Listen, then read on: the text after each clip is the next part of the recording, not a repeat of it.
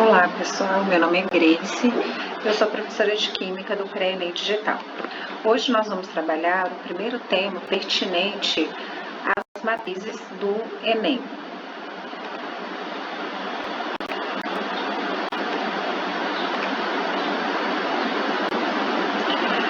Os temas mais abordados no Enem começam pelo estudo da matéria, que é o que nós iremos ver hoje. Conceitos básicos. Primeira ideia que nós temos a respeito da matéria são os estados físicos da matéria, sólido, líquido e gasoso. E essas mudanças nas fases de agregação, o que seriam essas fases de agregação? No estado sólido, as moléculas estão bem compactadas. Já no estado líquido, um pouco mais dispersas, no estado gasoso, totalmente dispersas.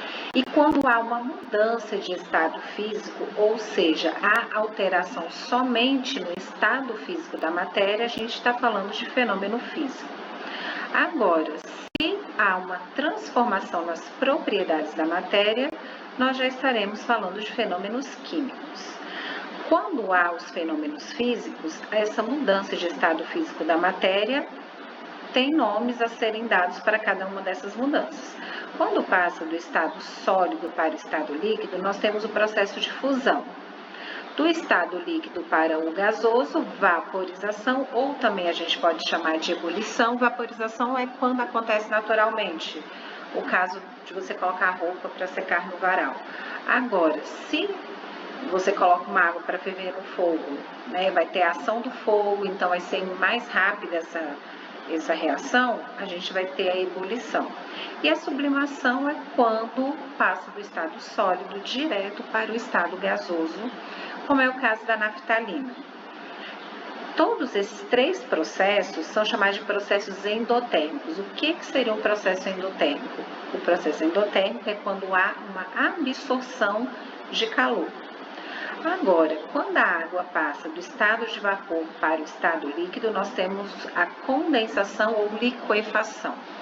Um dos exemplos que eu posso dar é quando você coloca uma panela no fogo, tampa essa panela. Quando você tira a tampa, você pode observar que tem várias gotículas de água na parte interna da tampa. O que aconteceu? A água presente ali naquele cozimento, ela evaporou. Como ela não tinha para onde dispersar, ela passou do estado de vapor para o estado líquido. Quando passa do estado líquido para o sólido, a gente vai ter a solidificação, como é um caso clássico, o gelo, por exemplo.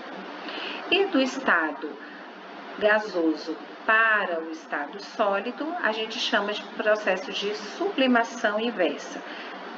Esses três, solidificação, condensação ou liquefação e sublimação inversa, a gente tem um processo exotérmico. O que seria um processo exotérmico? Exotérmico é quando há uma liberação de calor.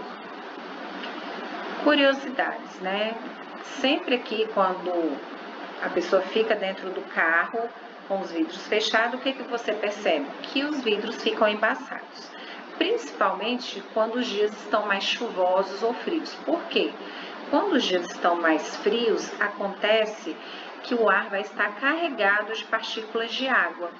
E essas partículas de água acabam sofrendo a condensação, que é quando passa do estado de vapor para o estado líquido. Aqui a gente tem uma reação que descreve isso. Aqui nós temos a fórmula da água. Esse V significa o estado físico da substância e ela passa para o estado líquido. Então, aqui também eu posso afirmar que é um processo exotérmico, porque houve uma liberação de calor. No diagrama de mudanças desses estados físicos, o que acontece? Para que uma substância mude de estado físico, é necessário que se alcance o ponto de fusão ou ponto de ebulição dessa substância. Então, a água no estado de gelo, ela vai estar a 0 graus Celsius. Para que ela alcance o estado líquido, é necessário que aquela água que está na forma de gelo alcance o seu ponto de fusão, ou seja, da água em torno de 25 graus Celsius, que é quando vai começar a derreter. Agora, quando passa do estado líquido para o estado de vapor, aí precisa que se atinja o ponto de ebulição, que é de 100 graus Celsius, tá? Em alguns casos, quando vai ferver a água, muitas pessoas colocam, né, vai cozinhar o ovo. Fala, eu quero que esse ovo cozinhe mais rapidamente. Aí coloca o sal dentro da água. Não é que a água vai ficar, no dito popular, mais quente. É que o sal ele é um soluto não volátil, ou seja, soluto porque ele dissolve na água, não volátil porque ele não evapora. Então, ele ajuda com que a água alcance o seu ponto de ebulição, que é de 100 graus Celsius, mais rapidamente, tá? É a mesma coisa quando a gente coloca a água lá na panela de pressão, algum alimento na panela de pressão. A partir do momento que pegou a pressão, significa que a água alcançou o seu ponto máximo de ebulição ali, que é de 100 graus Celsius. Então, você pode até baixar o fogo. Falar, vou deixar no fogo mais alto para cozinhar mais rápido. Não, isso também é uma informação que a gente traz do senso comum, porém, cientificamente já é comprovado que não é isso que acontece, tá? Chegou aos 100 graus Celsius, ela vai estabilizar ali, tá? E agora é só esperar o processo, né, o tempo de cozimento de cada alimento. E a matéria, ela vai ter as suas propriedades, tá, gerais e específicas. Nas propriedades gerais, nós temos a inércia, que é a tendência do material de se manter no seu estado, impenetrabilidade, compressibilidade, massa e volume, divisibilidade. Essas propriedades gerais são propriedades que podem variar. Por exemplo, a massa, que é a quantidade de matéria. Então, ela pode variar. Eu posso ter tanto 1 kg de carne como 10 kg de carne. Então, são unidades que são variáveis. Já as específicas, como o próprio nome diz, elas são específicas de cada substância. As específicas químicas é combustível, tem substâncias que são combustíveis, ou seja, reagem com oxigênio, liberando energia, e outras não. O processo de oxidação, acidez e basicidade, porque cada substância vai ter o pH, que é o potencial hidrogênio iônico, que é uma escala que varia de 0 a 14, e quando ela está entre menor do que 7, significa que eu vou ter uma substância ácida. Quando ela for igual a 7, uma substância vai ser neutra, com pH neutro, e quando esse pH estiver maior do que 7, eu terei uma substância básica. E as propriedades físicas seriam o ponto de ebulição, que é a temperatura que a substância precisa para passar do estado líquido para o estado gasoso, a densidade, que é a relação entre a massa e o volume, e a solubilidade, ou seja, que é a capacidade que uma substância tem de ser dissolvida. Quando se trata do nome dos modelos, né, o nome dos elementos químicos, a gente vê lá desde Berzelius, né, que quando ele propôs, né, uma anotação utilizando as iniciais dos elementos químicos, porque até então, lá em 1808, mais ou menos ali quando foi a época do modelo do John Dalton, haviam só 20 elementos químicos que foram descobertos, e eles eram representados por desenhos, não por letras como a gente tem hoje, tá? Quando a gente vai representar um elemento químico, se ele tem duas letras, a primeira é maiúscula e a segunda vai ser minúscula, tá? E sempre os símbolos, muitas vezes, não vai ter relação com a pronúncia, igual o ouro vai ser a U, porque a maioria, né, a origem do nome desses elementos químicos vem do latim, do grego, então por isso que às vezes é diferente as iniciais, né, o símbolo do nome. Como é o caso aqui, a gente tem o potássio, que é do K, porque ele vem da palavra cálium, que é do latim. E no nosso cotidiano, a gente tem diversos elementos químicos presentes. No próprio ar que respiramos, que é uma mistura gasosa, que vai ter gás nitrogênio, oxigênio, argônio, hidrogênio, também os gases poluentes. Na nossa alimentação, nós temos alimentos ricos em potássio, como é o caso da banana, que é imprescindível para que se previna as cãibras. Nós temos também o cálcio, que estaria nos alimentos, né, nos derivados do leite. Tem também bastante cálcio nas folhagens que são verdes puras também, tá? O cálcio, a gente sabe que ele é responsável aí por manter a saúde dos nossos ossos, dos dentes. O alumínio, que a gente usa para uma infinidade de aplicações, como é o caso para fazer panelas, por exemplo. O flúor, que é adicionado aos cremes dentais. O lítio, que é usado para fazer baterias. O sódio, que é utilizado para fazer, está presente no sal de cozinha. Agora, as fórmulas químicas. O que seria uma fórmula química? Ela vai expressar a proporção de cada átomo em um composto. Por exemplo, nós temos aqui a molécula da água. Eu tenho 2 átomos de hidrogênio e 1 átomo de oxigênio, ou seja, eu tenho uma proporção de 1:2.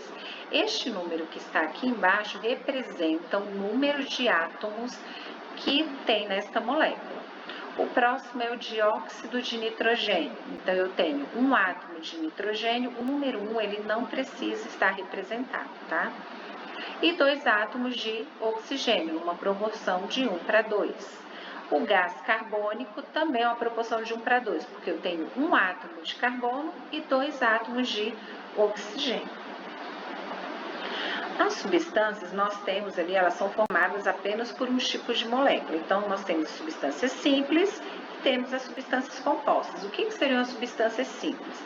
É quando elas são formadas por um único átomo, como é o caso aqui do Cl2, que é o gás cloro, o N2, que é o gás nitrogênio, que é o gás mais abundante no ar atmosférico. Nós temos o O3, que é o ozônio, que está presente na camada de ozônio.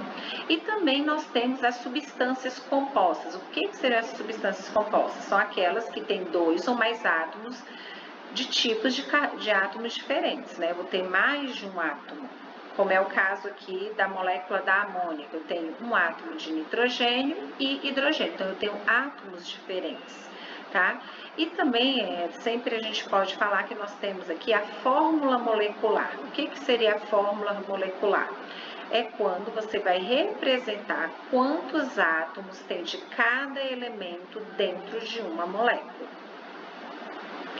Aí aqui, né, nós temos as moléculas, falando nelas, né, que é um aglomerado, uma junção de átomos que sempre vai ter que obedecer uma proporção, tá? Equação química. Quando a gente tem uma equação química, a gente sempre vai ter um estado inicial e um estado final.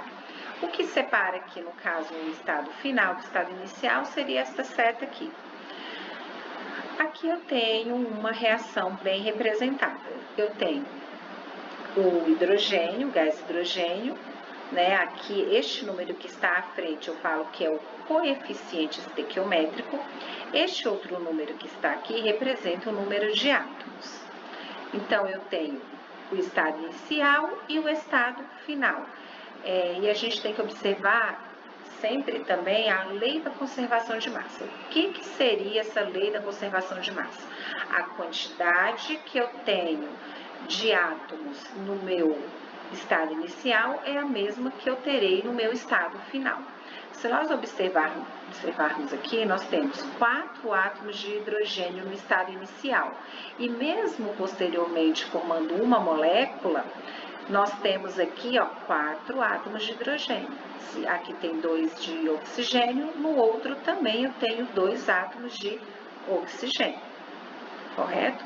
Por conta que a gente tem que sempre manter a lei da conservação de massa.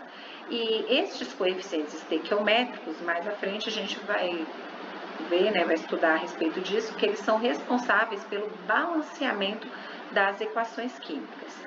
E essa letra que está aqui à frente, entre parênteses, significa o estado físico do componente aqui dessa equação química. No caso, G vai ser gasoso, o estado gasoso, ou ele vem G de gasoso ou V de vapor, é a mesma coisa. O L líquido, o S sólido, e em alguns vem AQ. AQ significa aquoso, ou seja, que foi dissolvido em água. Aí os reagentes e produtos sempre tem que estar na mesma proporção, né? Que vai obedecer lá às leis ponderais, ou seja, uma composição fixa. Quantidade que eu tenho de átomos de cada elemento no reagente, eu teria que ter nos produtos. Nessa primeira questão aqui, nós vamos trabalhar sobre o estado físico das substâncias, tá? É uma questão do Enem de 2016, que eu já havia feito com vocês em sala de aula, mas vamos refazê-la aqui neste momento. Fala o seguinte: o quadro apresenta alguns exemplos de combustíveis empregados em residências, indústrias e meios de transporte.